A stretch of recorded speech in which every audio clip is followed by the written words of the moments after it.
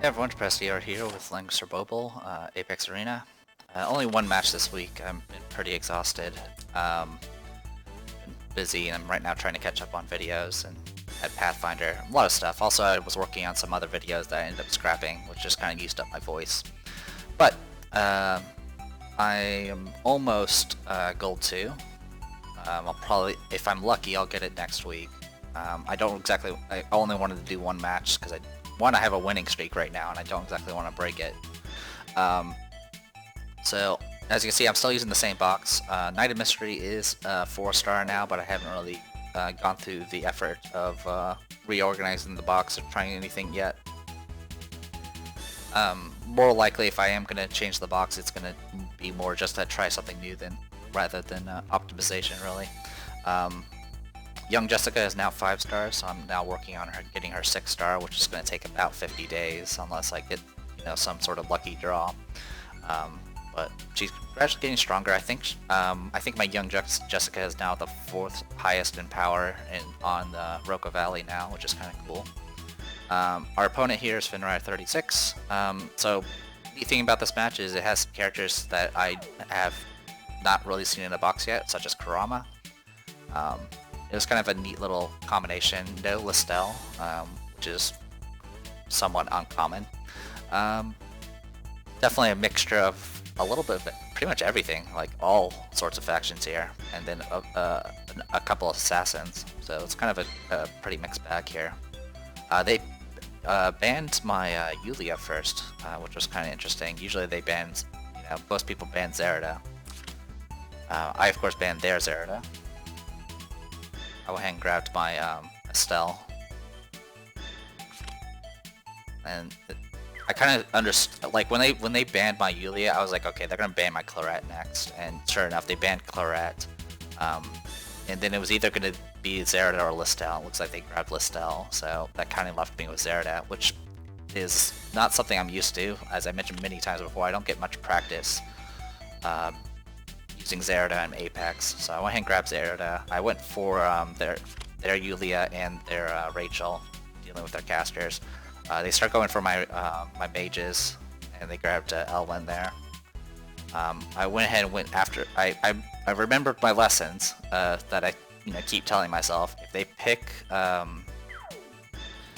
Landius, I need to ban Luna. So I banned Luna. I also took care of Yusuke because I've seen videos of Yusuke, and I know he's got like things like the 4-range spirit gun, and if you kill people, he gets like super buffed and things like that. I just did not want to deal with that. Also, like from the factions that were picked, I was like, I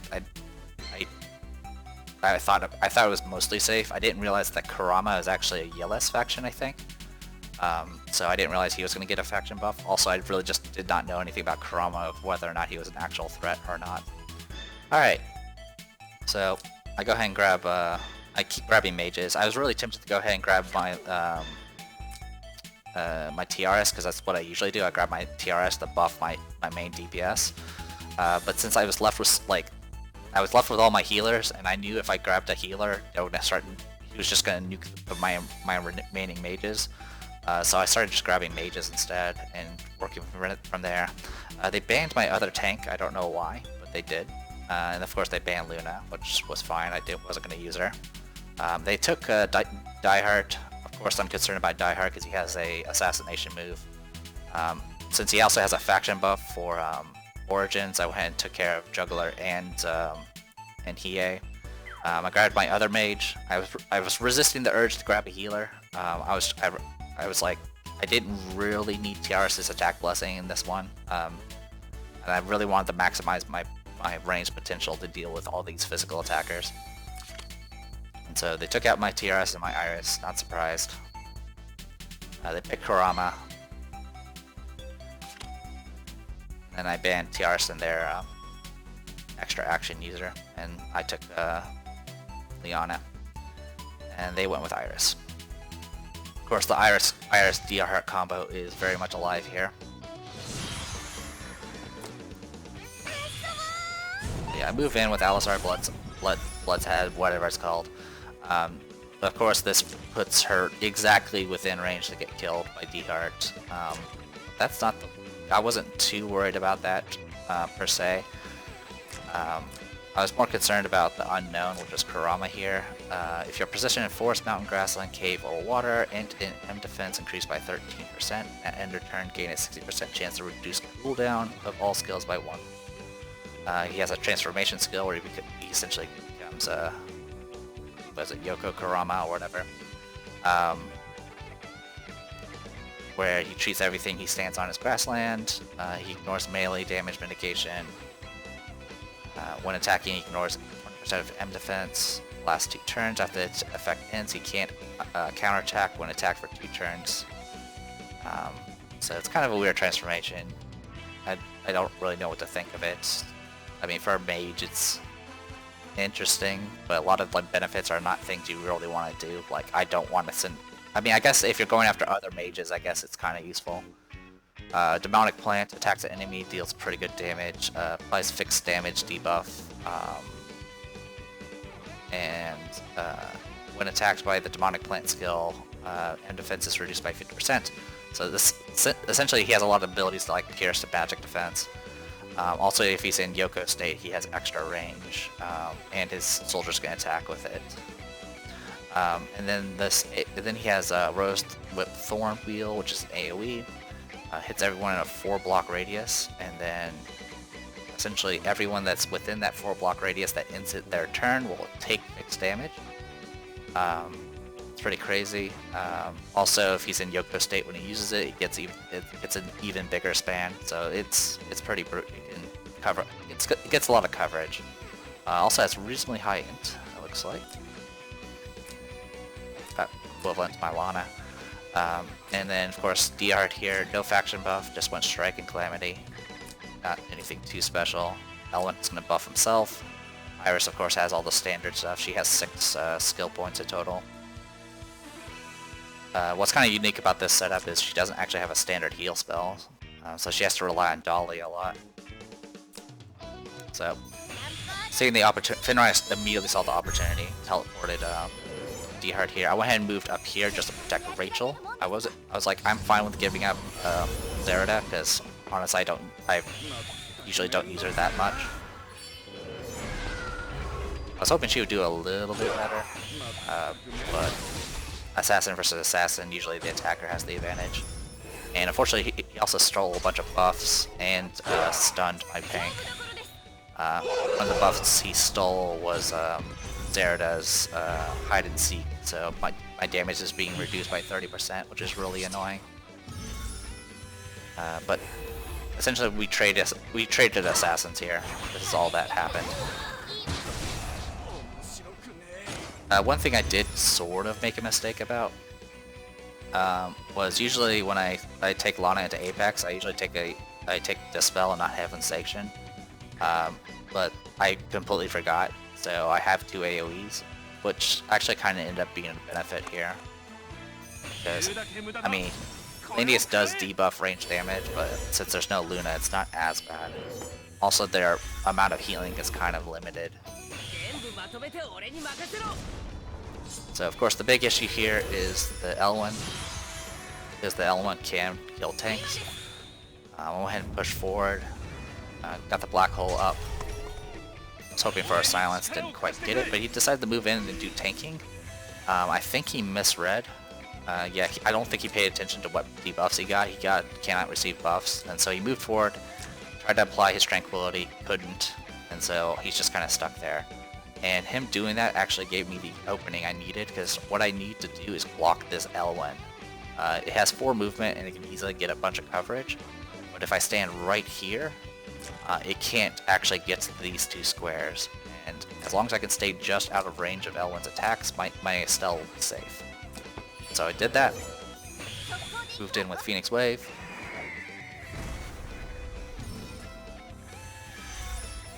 Got a clock as well, and now she's immune to all debuffs and all sorts of good stuff. And did Dolly. This Iris has a goddess tier. I went ahead and moved in with Arcane Blast, so now everyone's going to take, has their M defense reduced by 30%, and I got the silence off. Here's Demonic Plant. Does pretty good damage. It was pretty brutal. I didn't get any additional debuffs because she's immune. I went ahead and reapplied the healing. I haven't used my act again just yet. Go ahead and did Heaven's Sanction, which was enough to finish off the Iris. So now they have no healer. And then here's this AoE. So anyone that's within like 4 spaces of Kurama right now, and his transformation just wore off, ends up taking damage, taking fixed damage times 2 here. Their Landius is nearly dead, still has a self-res. I still have my act again, and it's just, at this point I kind of have control. Also I had the Phoenix Wave ready, and spears do a lot more damage to cavalry. So as a cav tank, my Estelle has the advantage. So I took out one of the self-reses, reapplied buffs. Sword Soul, surprisingly didn't kill. I usually expected it didn't. But out of the 5 buffs that he removed the one that made her immune to all debuffs. So right now I can't heal Estelle. Estelle's just sitting here with this. Cannot heal, cannot be dispelled. It's just kind of stuck at this point.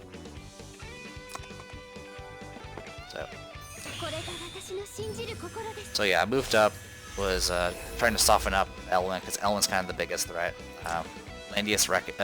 Fenrir recognized this, so he moved Landius down. Because remember, he messed up and did Tranquility when he had when he couldn't apply it, so he only has a 1 guard range. So he has to pick somebody to protect. So when he moved down, that meant Kurama was now vulnerable. I gave Act again to Rachel. And Kurama can't counterattack at all. I didn't realize he couldn't counterattack, but it didn't really matter. I had Dark Reaper.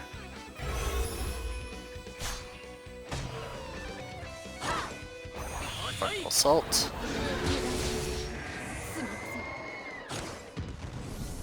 Get a bunch of healing for that. And then I do another Phoenix Wave. I still won't be healed by it because I've still got the Sword Soul debuff, but it finishes off Landius. Then I went ahead and just softened up Elwyn a bit more with some range attacks. And then I was ready to kind of go for the kill with Rachel here. So overall good fight. Sacrificing Zerda kinda sucked, but honestly I think it was a good trade. Kind of gave me it forced them to trade assassins, and I was more than confident to deal with Elwyn. Because Elwyn was really the only threat. Kurama is kind of interesting, but it just has a bunch of fixed damage and didn't seem to have anything else that really stood out. But there you go. Sorry not to show 2 new matches this time. I just been pretty exhausted to say the least.